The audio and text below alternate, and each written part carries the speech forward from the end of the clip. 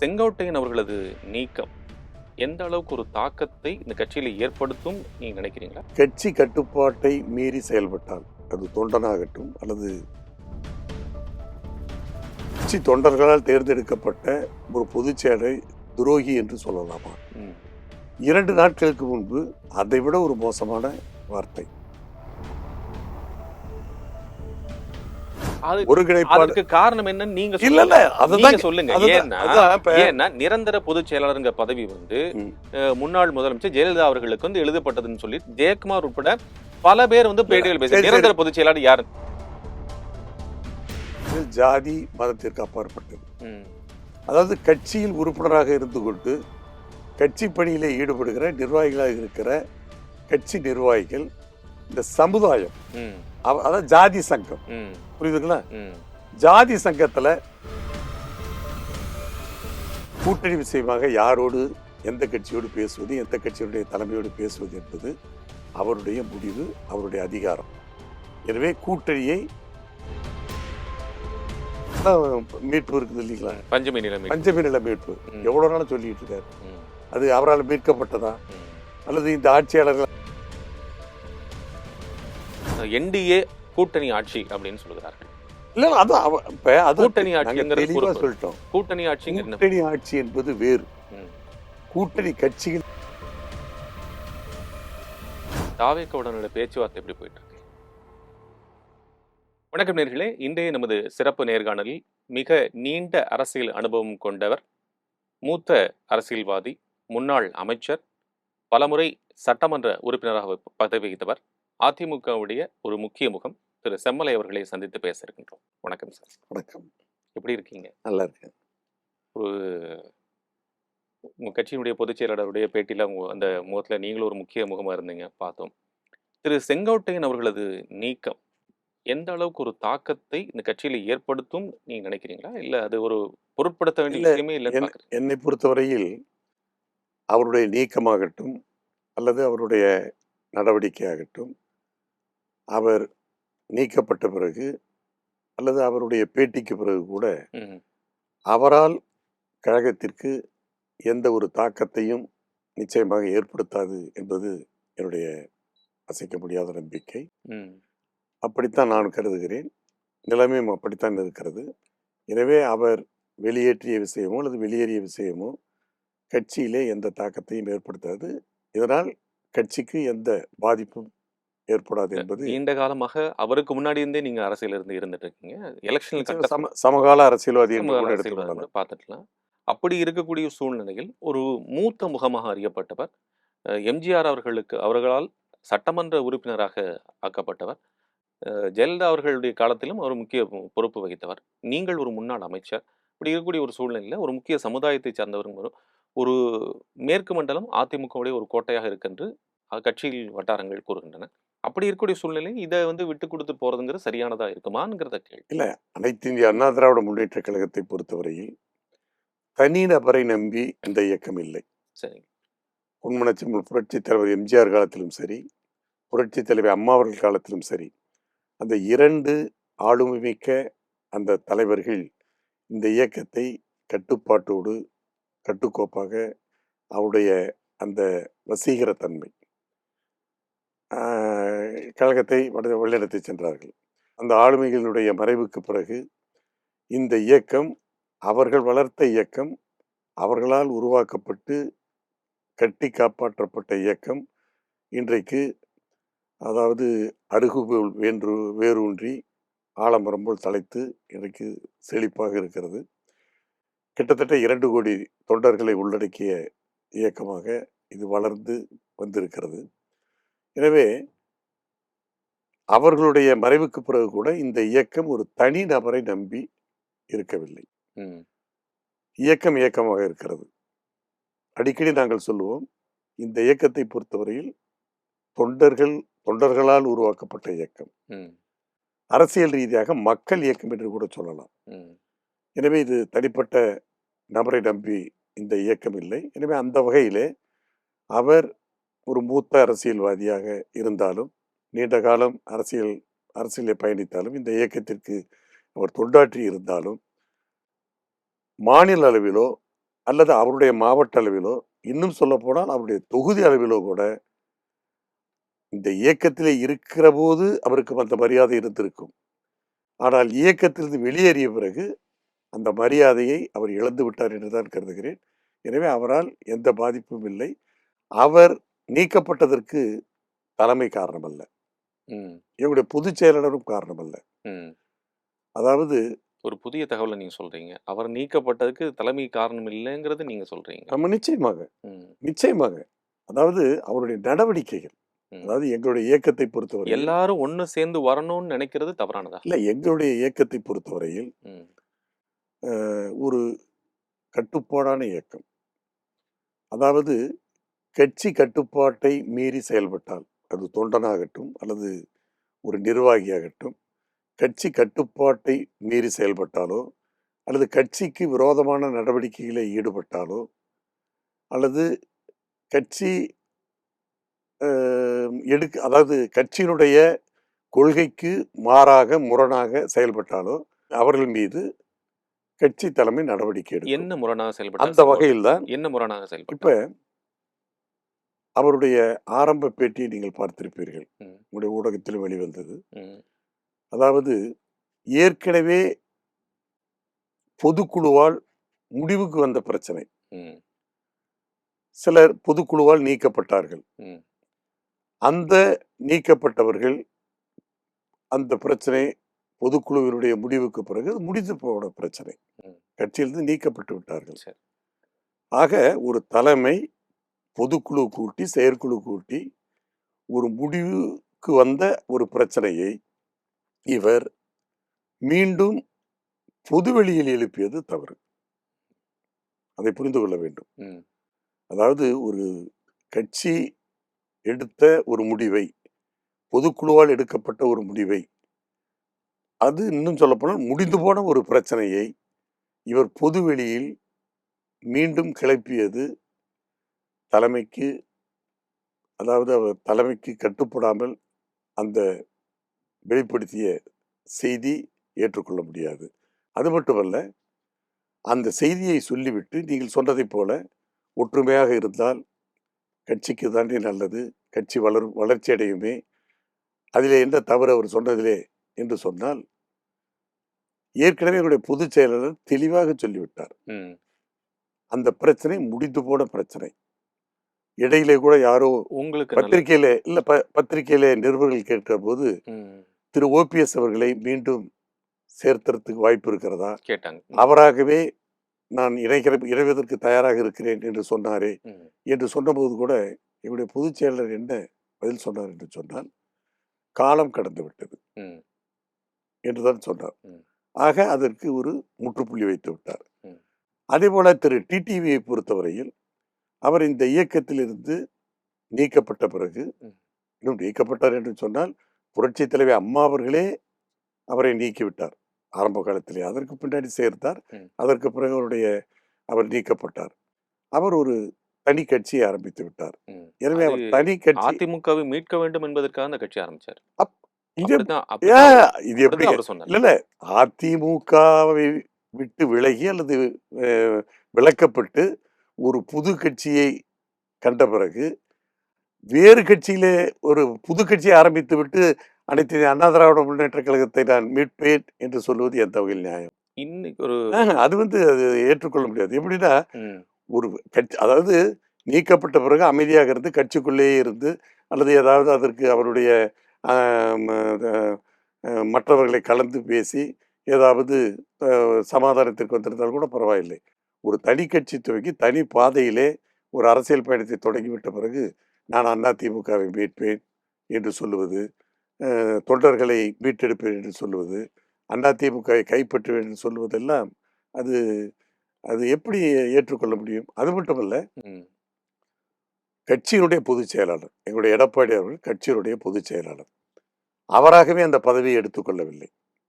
அந்த பதவியை பொறுத்தவரையில் முறைப்படி தேர்தல் நடத்தப்பட்டு தேர்தலில் வெற்றி பெற்று பொதுக்குழுவால் அந்த தேர்தல் அங்கீகரிக்கப்பட்டு செயற்குழுவால் அங்கீகரிக்கப்பட்டு தேர்தல் ஆணையத்திலே ஏற்றுக்கொள்ளப்பட்டு அது அவர்கள் மற்ற அதை பிரிந்து சென்றவர்கள், அது நீக்கப்பட்டவர்கள் நீதிமன்றத்திலே வழக்கு தொடர்ந்த பிறகு கூட உச்சநீதிமன்றத்தில் உறுதி செய்யப்பட்டது. பொதுச் செயலாளர் பதவி தேர்தல் ஆணையத்தாலும் உச்ச நீதிமன்றத்தாலும் உறுதி செய்யப்பட்டு இன்றைக்கு பொதுச் செயலாளர் இருக்கிறார். அந்த அந்த பொதுச் செயலாளரை வழக்கு இன்னும் வந்து கீழமை நீதிமன்றங்களில் விசாரணைக்கு எப்ப எடுத்துக்கொள்ளப்படும் என்று சொல்லப்பட்டிருக்கிறது. கீழமை அது வந்து மீண்டும் அங்கிருந்து தொடங்கலாம் அப்படின்னு தான் உச்ச நீதிமன்றம் சொல்லியிருக்கு. நல்லா நான் சொல்ல வேண்டியதில்லை.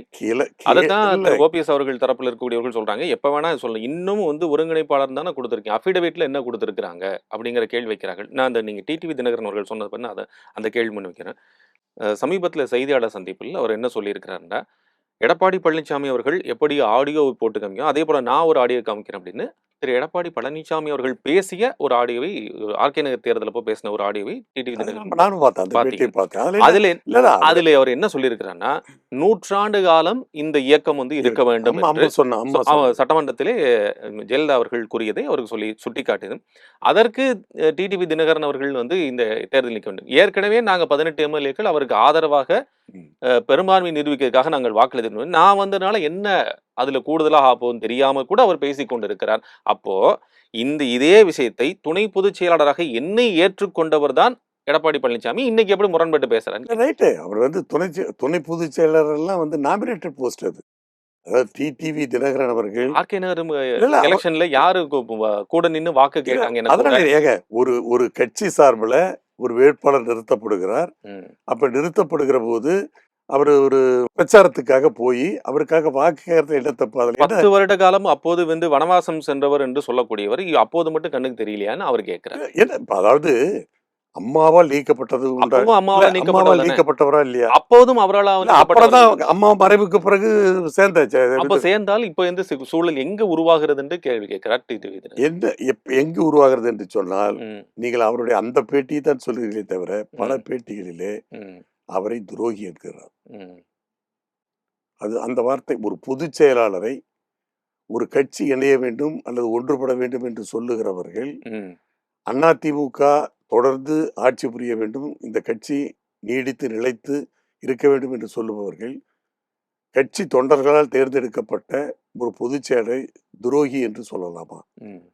2 நாட்களுக்கு முன்பு அதை விட ஒரு மோசமான வார்த்தை, அரக்கன், சூரசம்ஹாரம். 2026 தேர்தல் சூரசம்ஹாரம் நடக்கிறது, அப்பொழுது இந்த அரக்கன் ஒழிக்கப்படுவான். இந்த வார்த்தையை சொல்லுகிறவர்களை நீங்கள் சொல்லுவதைப் போல, நீங்கள் எதிர்பார்ப்பதைப் போல, ஏதோ நீங்கள் இவர்களெல்லாம் இணைந்தால் இந்த கட்சி இன்னும் வளமாகும், ஆட்சியை பிடிக்கும் என்று ஒரு நல்லெண்ணத்தில் கூட நீங்கள் சொன்னால், இப்படிப்பட்ட வன்மம் கொண்டவர்களை, குரோதம் கொண்டவர்களை, ஒரு பொதுச் செயலாளரை அரக்கன் என்றும் துரோகி என்றும் சொன்னவர்களை ஒருவேளை கட்சியில இணைத்தால் எப்படி இந்த கட்சியை வழிநடத்த முடியும்? திரு ஓபிஎஸ் அவர்கள் வந்து செய்தியாளர்கள் கேட்டப்போ அவர் என்ன சொன்னாங்க, நான் எந்த தியாகத்தையும் பண்றதுக்கு ரெடியா இருக்கேன், நான் வந்து சேர்றதுக்கு ரெடியா தான் இருக்கிறேன், நான் எந்த கமிட்மெண்ட் எனக்கு எதுவுமே வேண்டாம், இந்த இயக்கம் இந்த கட்சி முன்னோக்கி சென்றால் போதும், இந்த தேர்தல் வெற்றி பெற வேண்டும், அதுதான் என்னுடைய கோரிக்கை, வேற எதுவுமே எனக்கு வேண்டாம் சொன்னாரு. ஆனால் அவர் ஒருங்கிணைப்பாளராகவும் எடப்பாடி அவர்கள் இணை ஒருங்கிணைப்பாளர் இருந்தபோது கட்சியினுடைய செயல்பாட்டிலே ஒரு முடிவெடுக்க முடியாத சூழ்நிலை, ஒரு தொய்வு, அதாவது ஒற்றை தலைமை அவர் ஏற்றுக்கொள்ளன்னு தான் சொல்றாரு. யார் வேண்டுமானால் வந்து பொதுச் செயலாளராக இருக்கட்டும், யார் வேண்டுமானாலும் முதலமைச்சராக இருக்கட்டும், எனக்கு எதுவுமே வேண்டாம், நான் அந்த கட்சி இணைத்து கொண்டால் போதும். அது இணைகிறவரை இப்படி சொல்லுவார். இணைந்த பிறகு எப்படி இரட்டை தலைமையாக இருக்கிற போது இந்த கட்சியினுடைய நடவடிக்கைகள் அல்லது கட்சியினுடைய செயல்பாடுகள் ஒரு தொய்வு ஏற்பட்டது, ஒரு முடிவெடுக்க முடியாமல் இருந்தது, அதாவது delay in process, delay in taking decision, அது மாதிரி இருக்கும்போது தான் நாங்க எல்லாம் சேர்ந்து ஒற்றை தலைமை தான் இந்த இயக்கத்துக்கு சரியா இருக்கும். இப்போதும் அந்த ஒற்றை தலைமை ஓகேன்னு தானே அவரும் சொல்றாரு. பொதுச் செயலாளரை ஏத்துக்க சொல்லுங்க. பொதுச் செயலாளரை அவருடைய வாயால் நான் ஏற்றுக்கொள்ளுகிறேன் என்று சொல்ல வேண்டுமே தவிர, கட்சியிலே இணைந்து செயல்படு என்று சொல்லிவிட்டு அடுத்தது என்னங்கிறாரு, பொதுச் செயலாளருக்கு தேர்வு வைக்க வேண்டும், மீண்டும் தேர்தல் நடத்த வேண்டும், அதுவும் பழைய சட்டத்திட்டப்படி, தலைவர் காலத்தில் அம்மா காலத்தில் இருந்த அந்த பைலாப்படி தேர்தல் நடத்த வேண்டும் என்று சொன்னால் என்ன அர்த்தம்? அந்த பைல ஆக இவரை சார், இவர் எப்படியாவது ஒண்ணு இல்ல சார். நீங்க உங்களுக்கு தெரியாத ஒண்ணு இல்ல. நீங்க வந்து எம்ஜிஆர் அவர்கள் காலத்திலிருந்து இந்த கட்சியில இருக்கக்கூடியவர். அந்த அப்போது கொண்டு வரப்பட்ட இந்த நடைமுறை என்ன நடைமுறை அப்படிங்கிறது உங்களுக்கு சரி, அது வந்து தேர்தலுக்கு பொதுச்செயலர் தேர்வுக்கு ஒரு வழிமுறை இருக்கு. வழிமுறை கொண்டு அது எந்த கட்சியிலும் இல்லாது என்று நீங்கள் வந்து பெருமையை சொல்லக்கூடிய ஒரு விஷயம். நிச்சயமா அதில் வந்து அருமையான அதாவது அந்த பைலா வந்து பொதுச்செயலர் தேர்வு எப்படி செய்ய வேண்டும் என்று அருமையாக வகுக்கப்பட்டது. இப்ப நான் கேட்கிறேன், அந்த பழைய அந்த விதியை சுட்டி காட்டுகிற இவர்கள் திரு ஓபிஎஸ் ஆகட்டும், டிடிவி ஆகட்டும், நான் சொல்றேன் பழைய விதி இருக்குல்ல, சரி, அந்த ஒருங்கிணைப்பாளர் இணை ஒருங்கிணைப்பாளர் விதியை மாத்தி உங்க வசதிக்காக நீங்க ஒருங்கிணைப்பாளர் ஆகிறதுக்காக அப்ப அந்த பொதுச்செயலர் பதவியவே தூக்கி எறிந்து விட்டு அந்த விதியை மாத்துறீங்களா இல்லையா? அப்பயே அந்த விதி மாற்றப்பட்டது. அப்ப அந்த விதியை மாற்றியது மட்டும் எந்த வகையில் நியாயம்? புரட்சி தலைவர் அவர்கள் பொதுச் செயலாளர் பதவி உருவாக்கினார். அம்மா அவர்கள் அந்த பொதுச் செயலாளர் பதவியை நிரந்தர பொதுச் செயலாளர் என்று இருந்தார். நிரந்தர பொதுச் செயலாளர் இருந்தார். அந்த பொதுச் செயலாளர் தேர்தலுக்கு ஒரு விதி வகுக்கப்பட்டது. அந்த விதியை இன்றைக்கு சுட்டிக்காட்டுகிற இவர்கள் ஏன் பொதுச் செயலர் பதவியை எடுத்துவிட்டு இவர்கள் ஒருங்கிணைப்பாளராக வேண்டும் இரட்டை தலைமைக்காக ஒருங்கிணைப்பாளருக்கு காரணம் என்னன்னு நீங்க இல்ல அதுதான் சொல்லுங்க. ஏன்னா நிரந்தர பொதுச் செயலாளருங்க பதவி வந்து முன்னாள் முதலமைச்சர் ஜெயலலிதா அவர்களுக்கு வந்து எழுதப்பட்டதுன்னு சொல்லி ஜெயக்குமார் உட்பட பல பேர் வந்து பேட்டிகள் பேசி நிரந்தர பொதுச் செயலாளர் யாரு இருக்கட்டும், பொதுச் செயலாளர் நிரந்தர பொதுச் செயலாளர் அம்மாவையே நாங்க மானசீகமா ஏத்துக்கிறோம். அப்புறம் எப்படி மீண்டும் அந்த பொதுச் செயலாளர் பொறுப்பு அந்த கேள்வி வைக்கிறாங்க. இது எப்படிங்க ஏங்க ஒரு கட்சிக்கு பொதுச் செயலாளர் தாங்க முக்கியம். சரி, இவங்க வசதிக்காக 2 தலைவர்கள் இரட்டை தலைமை வேண்டும் என்பதற்காக அந்த விதி. இப்ப நான் சொல்றது ஒருங்கிணைப்பாளர் இணை ஒருங்கிணைப்பாளர் ஓராண்டு காலத்துக்கு மேல செயல்பட்டாங்க. அதெல்லாம் மாற்று கருத்தே இல்லை.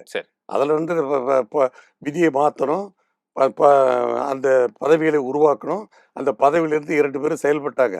நான் கேட்கறது, அந்த பழைய விதியை சொல்லுகிற இவர்கள் இப்ப அந்த விதியை மாற்றத்திற்கு இவங்க ஏன் அன்னைக்கு காரணமா இருந்தாங்க, இன்றைக்கு மட்டும் ஏன் அந்த விதியை வலியுறுத்துறாங்க? அப்படிதான் நான் கேட்கிறேன். அதாவது எப்பவுமே மாற்றம் என்பதுதான் மாறாது. எப்பவுமே எதுக்குமே மாற்றம் இருக்கும். அந்த மாற்றம் தான் மாறாது. இன்னைக்கு அரசியல் சட்டத்தை எடுத்துக்க, அரசியல் சட்டமே இன்னைக்கு 125 முறைக்கு மேல் மாற்றப்பட்டது. ஆக எதுவுமே கட்சியினுடைய பைலானா நிரந்தரமா இருக்க முடியாது. அது மாறுதலுக்கு உட்பட்டது. ஆமா, நிச்சயமா. அதனாலதான் பொதுச் செயலாளர் பதவியை நான் கேட்கறது இதுதான். பொதுச் செயலாளர் பதவி இருந்ததை பழைய விதியை சுட்டி காட்டுகிற நீங்கள் உங்களுடைய வசதிக்காக உங்களுடைய தேவைக்காக அந்த பொதுச் செயலர் பதவிக்கு பதிலாக இந்த 2 பதவிகளை உருவாக்கிய போது அந்த விதிகளை மாற்றியது ஏன்? அதே போலத்தான் இப்பொழுது ஒற்றை தலைமை வேட்புவதற்காக அந்த 2 பதவிகளையும் ரத்து செய்துவிட்டு இன்றைக்கு பொதுச் செயலாளர் பதவியை உருவாக்கி பொதுச் செயலர் தேர்தல் நடத்தப்பட்டு பொதுச் செயலராக எங்களுடைய மாண்புமிகு எடப்பாடியார் அவர்கள் தேர்ந்தெடுக்கப்பட்டு முறைப்படி தேர்தலாலே தேர்ந்தெடுக்கப்பட்டு இன்றைக்கு பதவியிலே வைக்கிறார். அவரை ஏற்றுக்கொள்ள உங்களுக்கு மனமில்லை என்று சொன்னால், இவர்களை இணைத்தால் என்ன வரும் என்று சொன்னால் குழப்பம்தான் மிஞ்சும். நிச்சயமா குழப்பம் தான். அந்த காரணத்திற்காக அதாவது அந்த ஈகோவுகளுக்கு அந்த பதவி அந்த ஏற்கனவே அந்த சுகத்தை அனுபவித்தவர்கள் வந்து இணைந்தாலும் இப்பொழுது வாயளவிலே சொல்லுவார்கள், எதற்கும் நாங்கள் விரும்பும் எதிர்பார்த்து வரவில்லை அதெல்லாம் சொல்லுவாங்க. வந்த பிறகு அவருடைய ஆதிக்கம் நிச்சயமாக செலுத்துவதற்குத்தான் எந்த அரசியல்வாதியும் விரும்புவார். எனவே மறுபடியும் மீண்டும் குழப்பம் தான் வரும். எப்படி நாங்கள் இரட்டை தலைமையே ஒத்து வராது, ஒற்றை தலைமை தான் இந்த இயக்கத்திற்கு சரியாக இருக்கும் என்று எடுத்தோமோ அதை போல, அதாவது ஒரு உரையிலே 2 வாள் இருக்க முடியாது. அதுபோலத்தான் யாரை சேர்த்தாலும் இந்த பிரச்சனை வரும். எனவே திரு டிடி அவர்களை பொறுத்தவரையில் நீங்கள் நீண்ட காலமா இந்த தேர்தல் அரசியலை பார்த்து கொண்டிருக்கிறவர்கள், ஒரு முன்னாள் அமைச்சர் பொறுப்பில் இருந்தவர்கள், பெரிய போர்ட்போலியோ பார்த்துவீங்க.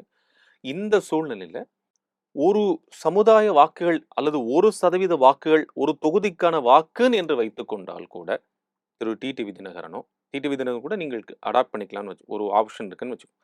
திரு ஓபிஎஸ் அவர்களையோ திரு கேஎஸ் அவர்களையோ அல்லது இந்த சமுதாயம் சார்ந்திருக்கக்கூடிய வாக்குகளையோ வந்து இழக்கக்கூடிய சூழல் வந்தால் ஏற்கனவே 2021, 24 தேர்தலில் எந்த விதமான பிரச்சனைகளை அதிமுக சந்தித்தது, அதிமுக வெற்றி பெற வேண்டும் என்று நினைக்கக்கூடிய சூழ்நிலையில் அது உதவிகரமா இருக்குமா இல்லையாங்கிறது கேள்வி.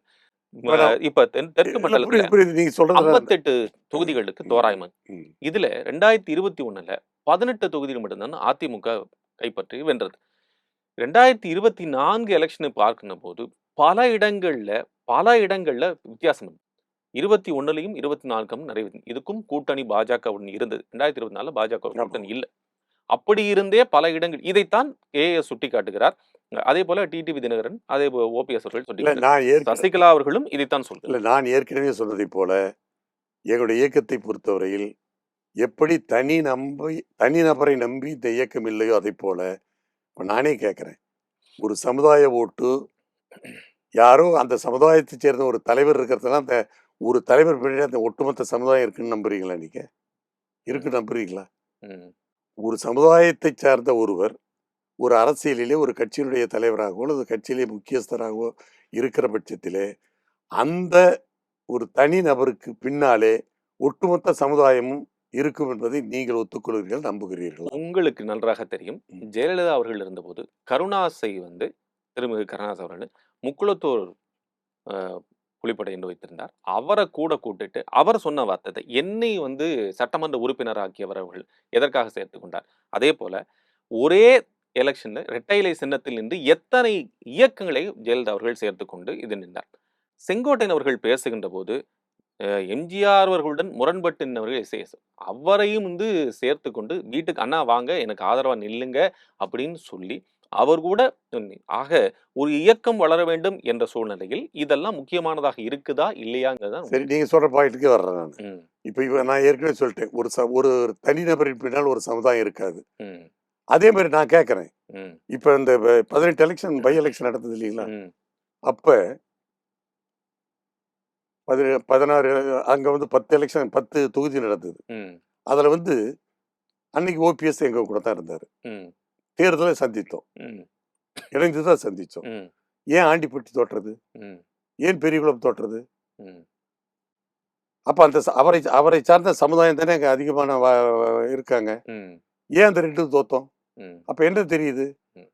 ஒரு நபருக்காக அந்த சமுதாயம் பின்னாடி நிக்கல. ம், உங்களுக்கு தெரியுமில்ல, ம், ஆண்டிப்பட்டி தோத்துட்டோம், ம், பெரியகுளம் தோத்துட்டோம். ம், எப்படி தோத்தோம்? அது ஏன் வெற்றி பெறல? ம், அப்ப இந்த சமுதாய வாக்குகள் இவங்கெல்லாம் ஒண்ணு சேர்ந்து இருக்கும்போது, ம். நான் சொல்றது இவங்களை சேர்ந்து இருக்கும்போதே அந்த தேர்தலை சந்திக்கும் போதே ம், எங்களுக்கு தோல்வி ஏற்பட்டது. ம், இந்த 2 தொகுதிகள், அந்த 2 தொகுதிகளுமே அந்த சமுதாயத்தை சார்ந்தவர்கள் இருந்ததுதான். எனவே அந்த சமுதாயம் ஒட்டுமொத்தமாக இவர்கள் பின்னாலே இருப்பதாக ஒரு நினைக்க முடியாது. ரெப்ரசன்டேஷன் நினைக்க முடியாது. இல்ல அது புரட்சி தலைவருக்காக, அம்மாவுக்காக அந்த வாக்கு வங்கி, முக்குளத்தூர் வாக்கு வங்கி இன்னமும் இருக்குது. ம், ஒண்ணு வேண்டாம். இப்ப இவங்க 2 பேரை மட்டும் தனிச்சு முக்கிய தலைவர்களா பேசுறீங்களே, ம், இன்னைக்கு அதே தென் மாவட்டங்கள்ல ம், எத்தனை தலைவர்கள் ம், இன்றைக்கு அங்கே வெற்றி பெற்றிருக்கிறார்கள்? ம், இன்னைக்கு எதிர்க்கட்சி துணைத் தலைவர் உதயகுமார் வெற்றி பெற்றிருக்கிறார், ம், செல்லூர் ராஜ் வெற்றி பெற்றிருக்கிறார், ம். ராஜன் ராஜன் செல்லப்பா செல்லப்பா வெற்றி வெற்றி பெற்றிருக்கிறார். பெற்றிருக்கிறார். ம், வேற அங்கே தலைவர்கள் இல்லாம இல்ல. ம். அதனால ராமநாதபுரத்துல நாடாளுமன்ற தேர்தலில் 3 லட்சம் வாக்குகளை வாங்கினார் திரு ஓபிஎஸ் பலாப்பழ சின்னத்தில் நின்று. அப்போது பிஜேபி ஆதரவோடு அப்போது அதிமுக எந்த இடத்தில் இருந்தது? இல்ல. அதாவது தோல்வி என்பது வெற்றி தோல்வி மாறி மாறி வரும். நிச்சயமாக அதை நான் அப்ப தேர்தலை பொறுத்தளவுக்கு பிஜேபி இருந்தது. ம், அந்த கூட்டணியில் வந்துட்டாரு. இவர் ம். தனிப்பட்ட செல்வாக்குல வந்ததுன்னு நம்ம சொல்ல முடியாது. சரி. அப்போ ஒரு சுயேட்சையாக நின்றால் கூட ஒரு தேசிய கட்சியினுடைய ஆதரவோடு தான் நின்றார். தமிழ்நாட்டில் இல்ல, தேசிய அந்த கட்சியினுடைய இம்பார்ட்டன்ஸ் என்னங்கிறது திரு சரி, செம்மலை அதே அவர்களுக்கு தான் நான் சொல்ல கேட்கிறேன். வேண்டியதில்லை. அதே தான் கேட்கிறேன். ம், 3 லட்சம் வாக்குகளை ராமநாதபுரத்தில் வாங்கியவர் ஏன் தன்னுடைய சொந்த தொகுதியிலே, ம், சட்டமன்ற தொகுதியிலே, பெரியகுளத்திலும் ஆண்டிப்பட்டியிலும் ம், ஏன் அந்த வெற்றியை பெற்றுத்தர தவறிவிட்டார் ம், என்பது என்னுடைய கேள்வி. ம், அதனால நான் என்ன சொல்றேன்னா, ம், இப்ப உங்களை இணைக்கிறதுனால ம். மீண்டும் குழப்பம் ஏற்படும். இப்ப தேர்தல் நெருங்கி வருது. சரி. கூட்டா நாளைக்கு ஒண்ணும் வேண்டாம். அப்புறம் யாருக்கு என்ன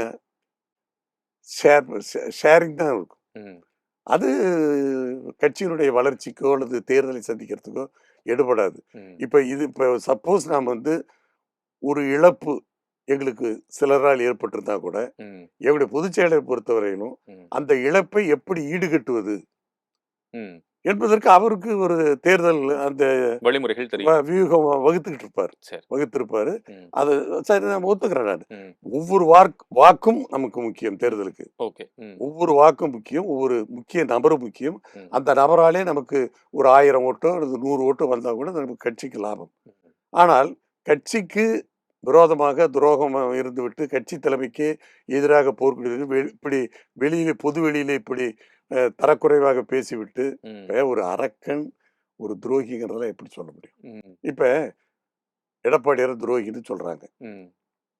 நான் கேட்கறேன், அவரு இப்ப இதே எடப்பாடியார் தரப்புல இருந்து அம்மா வந்து கட்சியில இருந்து சில பேரை நீக்கினாங்க, ஒரு 16 பேரை நீக்கினாங்க, அவங்கள துரோகிகள் அப்படித்தான் நீக்கினாங்க. அந்த துரோக லிஸ்ட்ல எடப்பாடியார் இல்லைன்னு சொல்லலாம்ல. அப்ப துரோகிகள் யாரு?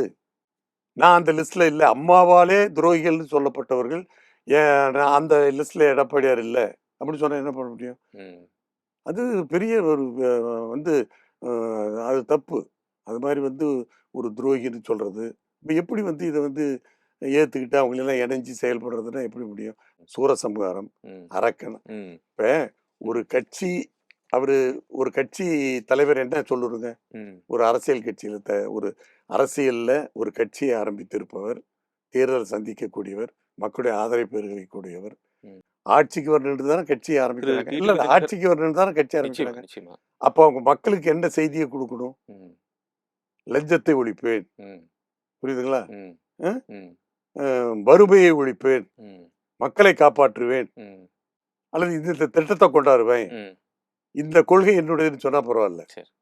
அவங்க சொல்ற பேச்செல்லாம் எடப்பாடியாரை ஒழிப்பேன், துரோகியை ஒழிப்பேன், அரக்கனை ஒழிப்பேன். இப்போது இருப்பது வந்து எடப்பாடி திமுக, அதிமுக இல்ல எடப்பாடி திமுகன்னு சொல்றாரு. இன்னொன்னு, செங்கோட்டையனை நீக்குவதற்கு எடப்பாடி பழனிசாமிக்கு எந்த விதமான அதிகாரம் இல்லை, தகுதி இல்லைன்னு சொல்கிறார். என்ன அதிகாரம் இல்லைங்கிறீங்க? அதாவது ஒரு பொதுச் செயலாளர் ஒரு நிர்வாகியையோ ஒரு தொண்டனையோ கட்சிக்கு விரோதமாக அல்லது கட்சி தலைமைக்கு எதிராகவோ செயல்பட்டால் அப்படிப்பட்டவரை நீக்குவதற்கு பொதுச் செயலருக்கு தனி அதிகாரத்தை எங்களுடைய பொதுக்குழு வழங்கி இருக்கிறது. இப்ப ஒரு செங்கோட்டை கூட பேட்டியில் சொல்லியிருக்காரு, நான் கேட்டேன், வக்கீல் மூலியமாக எனக்கு ஏன் நோட்டீஸ் கொடுக்கல, நான் ஒரு நிர்வாகி விளக்கும் போது நோட்டீஸ் கொடுக்க அப்படின்னு அப்படி ஒரு இதே கிடையாது. ஒரு ஜுடிஷியலா பார்த்தா கூட ஒரு வார காலத்திற்கான ஒரு என்ன இருக்குங்கிறதுக்கான கேள்வி கேட்டு உங்க தரப்புல இருக்கக்கூடிய விஷயங்களை பேசணுங்கிறதுக்கான அது அதாவது கேட்க வேண்டிய விளக்கத்தை கேட்கலாம். ஓகே, ஆனா இதுக்கு விளக்கம் கேட்க வேண்டிய அவசியம் இல்லையே. இது வந்து கைப்புடுக்கு கண்ணாடி தேவையில்லைங்கிற மாதிரி கட்சிக்கு விரோதமா பகிரங்கமா அவங்க பேசி கட்சிக்கு விரோதமா செயல்படுகிற போது அதுக்கு விளக்கம் கேட்க வேண்டிய அவசியமே இல்லை. அதாவது விளக்கம், அதாவது வேற ஏதாவது இதுக்கு கட்சி விரோத நடவடிக்கை இல்லாம அல்லது கட்சிக்கு துரோகம் செய்யாம வேற ஏதாவது ஒரு பிரச்சனை, அதாவது இப்ப ஒன்றும் இல்லை, கட்சியில இருக்காங்க, இப்ப தலைவர் காலத்திலையும் நடந்தது, அம்மா காலத்திலையும் நடந்தது. அதாவது எங்களுடைய கட்சியை பொறுத்தவரையில் ஜாதி மதத்திற்கு அப்பாற்பட்டது. அதாவது கட்சியில் உறுப்பினராக இருந்து கொண்டு கட்சி பணியிலே ஈடுபடுகிற நிர்வாகிகளாக இருக்கிற கட்சி நிர்வாகிகள் இந்த சமுதாயம், அதாவது ஜாதி சங்கம், புரியுதுங்களா? ஜாதி சங்கத்துல போய் கலந்துக்கிட்டா அதை வந்து தலைமை வந்து நோட்டீஸ் விடும். அதுக்கு பதில் கேட்பாங்க. ஆமா, அப்ப வந்து ஏன்னா நாம வந்து அனைவருக்கும் பொதுவானவர்கள், அதாவது ஜாதி மதத்துக்கு அப்பாற்பட்ட கட்சி. அப்படி இருக்கும்போது நீங்க ஏன் வந்து ஒரு இந்த கட்சியில உறுப்பினராக இருந்துக்கிட்டு நிர்வாகியா இருந்துக்கிட்டு அல்லது எம்எல்ஏவா இருந்துக்கிட்டு அல்லது நீங்க வந்து ஒரு முக்கிய பொறுப்புல இருந்துக்கிட்டு ஏன் வந்து ஒரு ஜாதி சங்கத்து மீட்டிங்ல போய் கலந்துக்கிட்டீங்க? அப்படி கலந்துக்கும் போது விளக்கம் கேட்பாங்க. அது போன்ற காரியங்களுக்கு விளக்கம் கேட்பது செங்கோட்டையன் சொல்வதை போல சரியானது. ஆனால் இது வந்து பகிரங்கமாக கட்சி விரோத நடவடிக்கை, கட்சி தலைமைக்கு எதிராக அதாவது கட்சியை கண்ணும் கருத்துமாக கண்ணை இமை காப்பதை போல காத்து கொண்டிருக்கிற பொதுச் செயலாளரை விமர்சிக்கிற ஒரு நபருக்கு விளக்கம் கேட்டுக்கொண்டு இருக்க வேண்டிய அவசியம் இல்லை. அதனாலதான் விளக்கம் கேட்கல. விளக்கம் கேட்க வேண்டிய அவசியம் இல்லை. அப்புறம் வந்து விளக்கம் கேட்கணும், எப்படி பொருந்தும்? 2026 தேர்தல் இந்த சூழலில் நீங்கள் சந்திக்க தயாராகி கொண்டிருக்கிறீர்கள். புதிய கட்சிகள் வந்து எங்க கூட வரும் அப்படின்னு சொல்லி கண்டிப்பா வாய்ப்பு இருக்கு. எந்த கட்சி வரும்? அது எந்த கட்சின்னு சொல்ல முடியாது. அதாவது எங்களுடைய பொதுச் செயலை பொறுத்தவரையில் கூட்டணியில் யாரை சேர்ப்பது, எந்த கட்சியை சேர்த்துக் கொள்வது, கூட்டணி விஷயமாக யாரோடு எந்த கட்சியோடு பேசுவது, எந்த கட்சியுடைய தலைமையோடு பேசுவது என்பது அவருடைய முடிவு, அவருடைய அதிகாரம். எனவே கூட்டணியை எங்களுடைய பொதுச் செயலாளர் பார்த்துக் கொள்வார். தாவேக்கா வருதோ? அல்ல அது எப்படி நாங்க சொல்றோம்? அது அதான் சொல்றேன். கூட்டணியை பொறுத்தவரையில் எங்களுடைய பொதுச் செயலாளர் பார்த்துக் கொள்வார். அவர் எடுக்கிற முடிவு தான் இறுதியான முடிவு.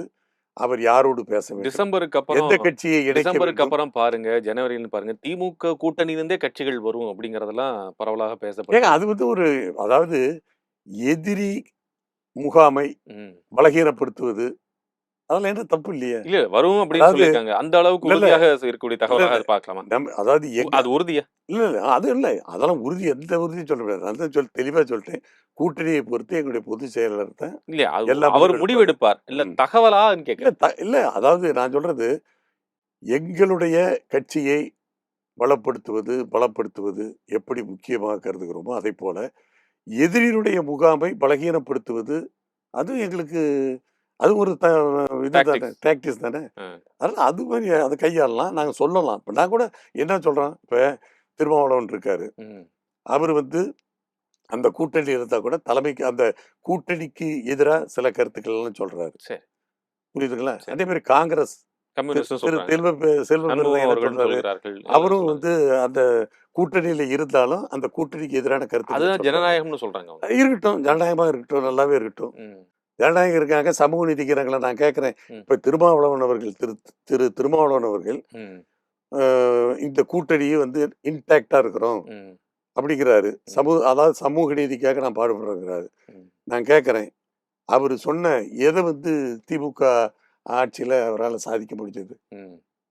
இந்த ம், இந்த நிலம் மீட்பு இருக்குது இல்லைங்களா? பஞ்சமி நிலைமை. பஞ்சமி நில மீட்பு ம். எவ்வளவு நாள் சொல்லிட்டு இருக்காரு. ம். அது அவரால் மீட்கப்பட்டதா? ம். அல்லது இந்த ஆட்சியாளர்கள் அதுக்காக ஏதாவது நடவடிக்கை எடுத்தாங்களா? ம். அதே மாதிரி வேகவயல் பிரச்சனை ம். தனி ஆணையம் கேட்டார் விசாரணைக்கு, ம். அது முடிஞ்சுதா? ம். இல்ல. அதே மாதிரி இது இன்னொரு பிரச்சனை, ஜாதி ஜாதி வாரி கணக்கெடுப்பு, ம். அது மாதிரி எந்த பிரச்சனையுமே ம். அவர் சொல்லி அங்க ஒன்றும் ஆகல. ம். ஆக ஏதோ ஒரு நிர்பந்தத்தின் காரணமாக அங்கே ஒட்டி கொண்டு இருக்கிறார். எங்களுக்கு ஆனா இருக்கக்கூடிய அவங்க கோரிக்கைகள் இல்ல எங்களுக்கு அவருக்கு அவருடைய இருக்கு. ஆனா இல்ல நாங்க அத இருந்தாலும் பொதுவாக இருக்கக்கூடிய ஒரு சித்தாந்தம் அல்லது ஒரு எதிரியினுடைய அடிப்படையில நாங்கள் யுனைட்டியா இருக்கோம் இப்ப அப்படின்னு சொல்லி. இன்றைக்கு கூட காங்கிரஸ் தலைவர்கள் சில பேர் என்ன சொல்லிருக்காங்கன்னா, ம். எங்களுக்கு பழையபடி 25 எல்லாம் நிக்க மாட்டோம். ம். எங்களுடைய எய்ம் 117. ம். அது மட்டும் இல்ல, ஆட்சியில பங்கு. ம். அந்த அளவுக்கு பேசிட்டு இருக்காங்க. ம். இப்ப இதெல்லாம் நாங்க வெளியிலிருந்து பார்க்கும்போது, ம். ஆக நிச்சயமா அவங்க எல்லாம் நீடிக்க மாட்டாங்க அந்த கூட்டணியில. எப்படியும் வருவாங்க. அதிமுக ஆட்சியில பங்கு கொடுத்துருமா? யாரு? அதிமுக இதுவரைக்கும் திராவிட இயக்கங்களுடைய கட்சிகள் ஆட்சியில் பங்கு இல்ல கொடுத்துருக்காங்க. அவங்க கேட்கறதான் சொல்றேன். இப்ப நாங்க அந்த முடிவு அது நாங்க கூட்டணியில கூட்டணி ஆட்சி அமைப்போமா, கூட்டணி கட்சிகளுக்கு பங்கு கொடுப்பீங்களாங்கிற கேள்வி இப்போது எழுவதற்கான வாய்ப்பில்லை. ம். காரணம் இது ப்ரீ போல். ம். தேர்தலுக்கு முன்பு அதெல்லாம் நம்ம சொல்ல முடியாது. ம். நாங்க என்ன சொல்றோம்னா, தமிழ்நாட்டை பொறுத்தவரையில் பாஜக தான் சொல்கிறது. இல்ல நாங்க அதிமுக என்டிஏ கூட்டணி ஆட்சி அப்படின்னு சொல்கிறார்கள். இல்ல அது கூட்டணி நாங்க ஆட்சிங்கிறது தெளிவா பொறுப்பு. சொல்லிட்டோம். கூட்டணி ஆட்சிங்க என்ன? கூட்டணி ஆட்சி என்பது வேறு. ம். கூட்டணி கட்சிகளின் ஆட்சி என்பது வேறு. ம். அதுல வித்தியாசம் புரிஞ்சுங்க. சொல்லுங்க. அதான் இப்ப நாங்க கூட்டணியா போட்டியிடுறோம், வெற்றி பெறுகிறோம். அப்ப வெற்றி பெறுகிற போது அனைத்து அண்ணா திராவிட முன்னேற்ற கழகம் அறுதி பெரும்பான்மை பெறுகிற போது, நாங்கள் ஆட்சி அமைக்கிற போது அதை கூட்டணி ஆட்சி என்று சொல்லுவதிலே தவறில்லை. ம். காரணம் வெற்றி பெற்றது கூட்டணியால். ம். ஆனால் ஆட்சி அமைத்தது அனைத்து இந்திய அண்ணா திராவிட முன்னேற்றங்களுடைய தனிப்பெரும் பெரும்பான்மையால். ம்.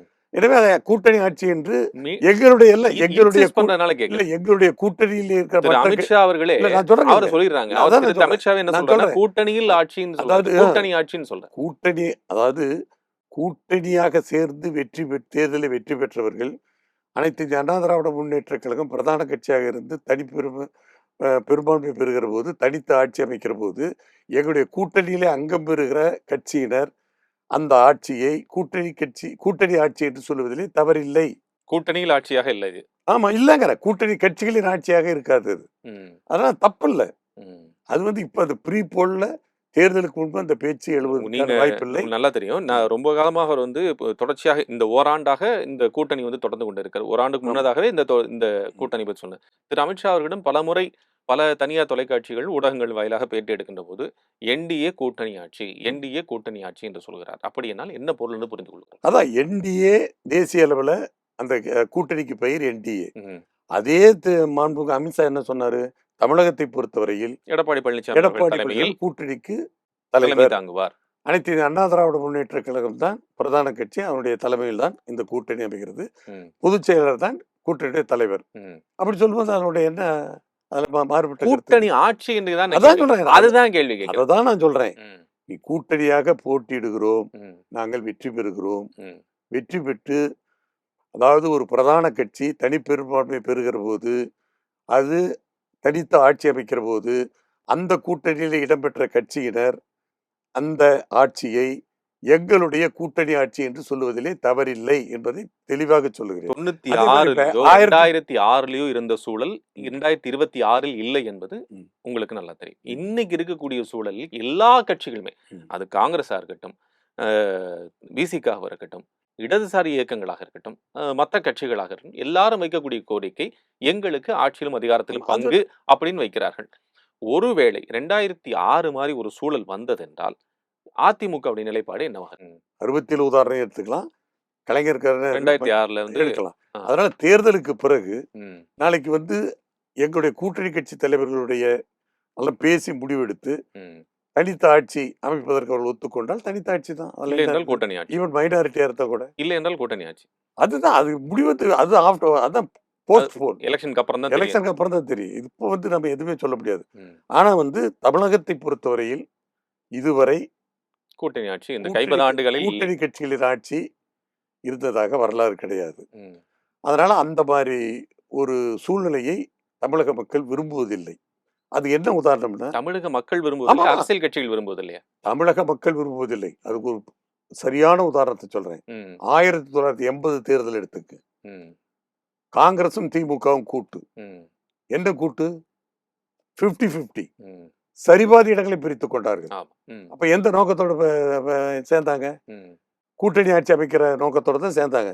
கூட்டணி கட்சி 2 பேரும் சேர்ந்து கூட்டணி கட்சியில் ஆட்சி அமைக்கிறது தான் அவங்க பிளான். ஆனால் மக்களுடைய தீர்ப்பு எப்படி இருந்தது? எப்படி இருந்ததுன்னு கேட்கறேன். வரலையே, ஆட்சி அமைக்க முடியல அவங்களால. புரட்சி தலைவர் எம்ஜிஆருக்கு தானே அறுதி பெரும்பான்மை கொடுத்தாங்க. அதனால் ஏன்னா இப்ப நான் எப்படி எங்க கட்சியில பொறுத்தலும் இரட்டை தலைமை ஒத்து வராதுன்னு சொல்லி ஒற்றை தலைமை தான் சரியா இருக்குன்னு சொன்னோம். அது மாதிரி ஒரு எந்த கட்சியாக இருந்தாலும் தனித்து ஆட்சி அமைத்தாதான் மக்களுக்கு ஏதாவது நல்லது செய்ய முடியும், திட்டங்களை நிறைவேற்ற முடியும், கொள்கையை நிறைவேற்ற முடியும். ஆனா இப்படி கூட்டணி பல கட்சிகளை சேரும்போது என்ன ஆகும்னா, ஆளாளுக்கு ஒரு கருத்து இருக்கும், கொள்கை இருக்கும். முரண்பாடோடு ஒரு ஆட்சி நடத்தும் போது அந்த ஆட்சியுடைய பலன் மக்களுக்கு போய் சேராது.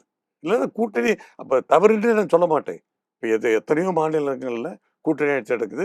ஏன் மத்திய சர்க்காரே கூட்டணி சர்க்கார் தானே, எல்லா கட்சியிலும் இடம்பெற்று இருக்குது. அது மாநிலத்துக்கு பொருத்தும், இந்த மத்தியில் பொருத்தும். காரணம் வந்து மாநிலத்துக்கு ரெப்ரசன்டேஷன் அந்த அடிப்படையில இது பண்றேன். இங்க அப்படி இல்லை. பல கட்சிகளை சேரும்போது அந்த நான் சொன்ன மாதிரி அந்த திட்டங்களை நிறைவேற்றுவதில், கொள்கையை செயல்படுத்துவதில் இது மாதிரி தடங்கள் சிக்கல் வரும்போது மக்கள் பாதிக்கப்படுவாங்க. அதனாலதான் தமிழ்நாட்டு மக்கள் தெளிவாக, அது எந்த கட்சியாக இருந்தாலும் சரி, திமுகவா இருந்தாலும் சரி, அண்ணா திமுகவா இருந்தாலும் சரி, காங்கிரஸ் இருந்தாலும் சரி, இது வந்து ஒரு தனித்து ஆட்சி அமைக்கட்டும். அவங்க பார்க்கலாம், ஒரு 5 ஆண்டு காலம் அவங்களுக்கு வாய்ப்பு கொடுக்கலாம். அதுக்கு பிறகு நம்ம முடிவெடுக்கலாம்னு சொல்லி தமிழக மக்கள் தீர்க்கமா முடிவெடுக்கிறாங்க. அதனாலதான் நான் சொல்றேன், தமிழகத்து பிறகு இன்று வரை, இன்னைய தேதி வரை கூட்டணி ஆட்சிக்கு மக்கள் இடம் கொடுப்பதில்லை. அந்த நிலைதான் தொடரும் என்பது என்னுடைய நம்பிக்கை. எனவே நாங்கள் கூட்டணி கட்சிகள்லாம் சேர்ந்து தேர்தலை சந்தித்து வெற்றி பெற்றாலும் தனித்து ஆட்சி அமைக்கக்கூடிய வாய்ப்பு தான் நீங்கள் சொல்லுவதை போல எது வர தேர்தலும் இருக்கும் என்பது எங்களுடைய நம்பிக்கை. தாவேக்காவுடனோட பேச்சுவார்த்தை எப்படி போயிட்டு இருக்கு? இன்னொரு தெளிவாக எங்க பொதுச்செயலாளர் சொல்லிட்டாரு. அவங்களும் பேசல, நாங்களும் பேசல, பேச்சுவார்த்தை இல்லை. தெளிவா நேற்று சொல்லிட்டாரு. தெளிவா சொல்லிட்டாரு, பேட்டியில சொல்லிட்டாரு. அவங்களும் பேசல, நாங்களும் பேசல. அந்த மாதிரி ஒரு அறிகுறியும் இது வரைக்கும் இல்லை. அதனால அது வந்து அந்த அந்த கொஸ்டினே நல்லிஃபை ஆயிடுது. ஆமா, இப்போதைக்கு நல்லிஃபை ஆயிடுது. இப்போதைக்கு நல்லிஃபை இந்த சூழல்ல.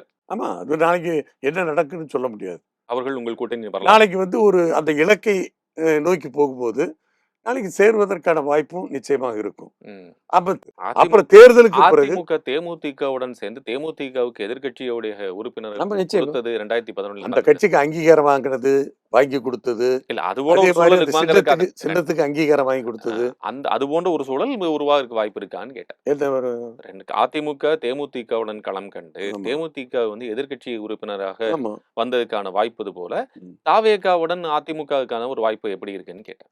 நான் கூட ஒரு பேட்டியில் துக்ளக் பேட்டியில் பேசியிருந்தீங்க. பேசியிருந்தேன். ம். அதான் நான் என்ன சொல்றேன்னா, இப்ப துக்ளக் நிருபர் என்ன கேட்டாருன்னு, ஆட்சியில வந்து அவருக்கு அது இதை உதாரணமா காட்டினாரு. அதாவது பவன் கல்யாண் மாதிரி அவருக்கு துணை முதலமைச்சர் துணை முதலமைச்சர் துணை பதவி. முதலமைச்சர் அப்ப நான் சொன்னேன், அந்த மாதிரி ஒரு வாய்ப்பு வர்றதுக்கு சாத்தியம் இல்லை. இப்போதைக்கு ஒருவேளை எங்களோடு சேர்ந்தால் திமுகவை 3ஆம் இடம் தள்ளி அவருக்கு எதிர்க்கட்சி அந்தஸ்தை பெறுகிற வாய்ப்பு கிடைக்கும் என்று ஒரு நான் பேட்டியில் கூட சொல்லியிருக்கேன். அது மாதிரி அந்த தேர்தல் முடிவுக்கு பிறகு அப்படி ஒரு நிலைமை வரலாம். ம். அது எங்களோட சேர்றதுனால அந்த வாய்ப்பு உங்களுக்கு கிடைக்கிறது. கிடைக்குங்கிறத நான் சொன்னேன். இப்போதைக்கு அவர் எங்கள் பொதுச்செயலர் தெளிவாக சொல்லிட்டாரு. ம். அந்த கட்சியோட பேச்சுவார்த்தை அவங்களும் எங்ககிட்ட பேசலை, நாங்களும் அவங்ககிட்ட பேசலை. அப்புறம் எதிர்காலத்தில் எந்தெந்த கட்சியில் எங்களோடு சேரும் அப்படிங்கிறது பொறுத்துட்டு தான் பார்க்கணும். ரொம்ப நன்றி செம்மலை சார். இவ்வளவு நேரம் வந்து உங்களுடைய நேரத்தையும் கருத்தையும் எங்களுக்கு பகிர்ந்துட்டு மிக்க நன்றி. இப்படிப்பட்ட ஒரு வாய்ப்பை நம்முடைய வேந்த டிவி எங்களுக்கு கொடுத்ததுக்கு மிக்க ரொம்ப நன்றி. நன்றி. ரொம்ப நன்றி.